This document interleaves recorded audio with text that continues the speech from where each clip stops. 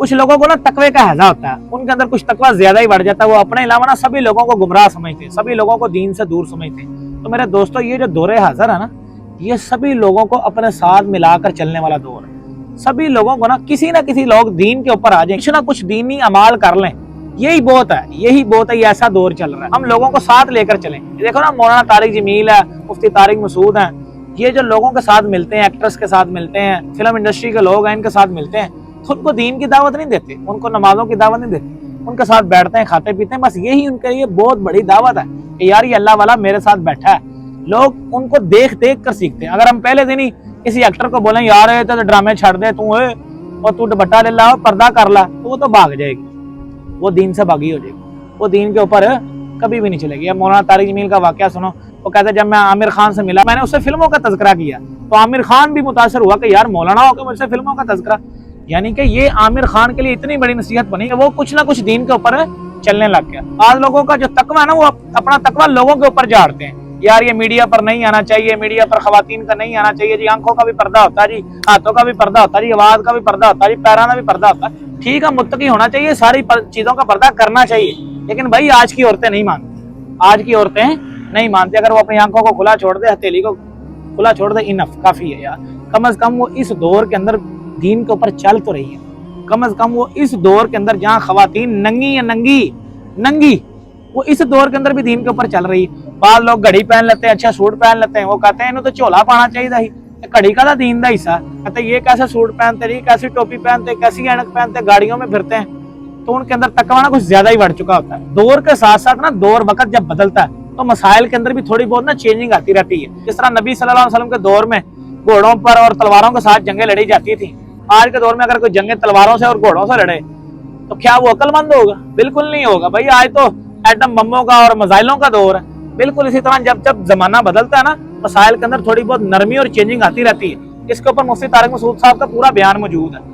पहले देखो, सारे उलमा जो थे ना, वो बैंकिंग सिस्टम को जायज नहीं थे समझते, लेकिन अभी सभी उलमा जो है वो बैंकिंग सिस्टम को हलाल समझते हैं। क्यों? क्योंकि वक्त की जरूरत बन गई है। मैंने वो दौर अपनी आंखों से देखा है कि जब उलमा की मजालिस के अंदर रिकॉर्डिंग की जाती थी ना, बयान, वो कैमरे के ऊपर एक परना सा कपड़ा सा डलवा देते थे ताकि कोई वीडियो ना बनाए। आज तो सारे उलमा के अपने यूट्यूब चैनल है। क्यों? क्योंकि वक्त की जरूरत है। वक्त की जरूरत को समझो। ये जो लोग हमारे ऊपर बोलते हैं, अल्लाह की कसम वो मीडिया से और मीडिया के फितरों से अभी नाबालिग है, वो भी नाबालिग है। उनको ये बात समझना चाहिए कि ये नंगी खवातीन हमारे घरों के अंदर घुस गई हैं। अगर हम लोगों को पर्देदार खवातीन नहीं दिखाएंगे, अगर हम अपनी पर्देदार औरत को इंजॉयमेंट और बाहर नहीं फिराएंगे, वो दीन से भागी हो जाएगी, वो दीन से दौड़ जाएगी बाबू, वो दीन से दौड़ जाएगी। इसलिए थोड़ा नरमी वाला मामला रखें। अगर आप इतने ही मुत्तकी हैं तो मोबाइल बेच दें, टिकटॉक डिलीट कर दें।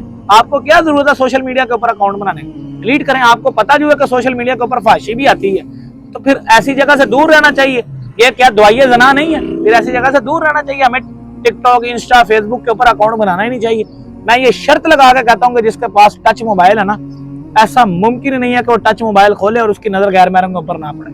तो ये जो मुत्तकी लोग हैं, फिर सारे मोबाइल बेच दें, ठीक है, ये बाजारों में निकलना छोड़ दें, कारोबार करना छोड़ दें। ये जो दौर है ना, ये लोगों को साथ लेकर चलने का दौर है। अगर इस दौर में बंदा गुंजाइशों पर, जो इस्लाम ने गुंजाइशें दी हैं, उसके ऊपर भी अमल कर लेना, तो इंशाल्लाह वो जन्नती है, ठीक है, इंशाल्लाह वो कामयाब है। सिर्फ गुंजाइशों पर अमल करने से ये इतना पुरफितन दौर है। नबी सल्लल्लाहु अलैहि वसल्लम फरमाया था, एक ऐसा दौर आएगा, दीन पर अमल करना ऐसा हो जाएगा जैसे हाथों में चिंगारे पकड़ना। अभी वो दौर आ चुका है, दीन के ऊपर लोगों को चलना दुश्वार है। वो ऐसे ही जैसे हाथों में चिंगारे पकड़ना, बल्कि मुंह पे चिंगारे रखना जबान के अंदर, इतना मुश्किल हो गया।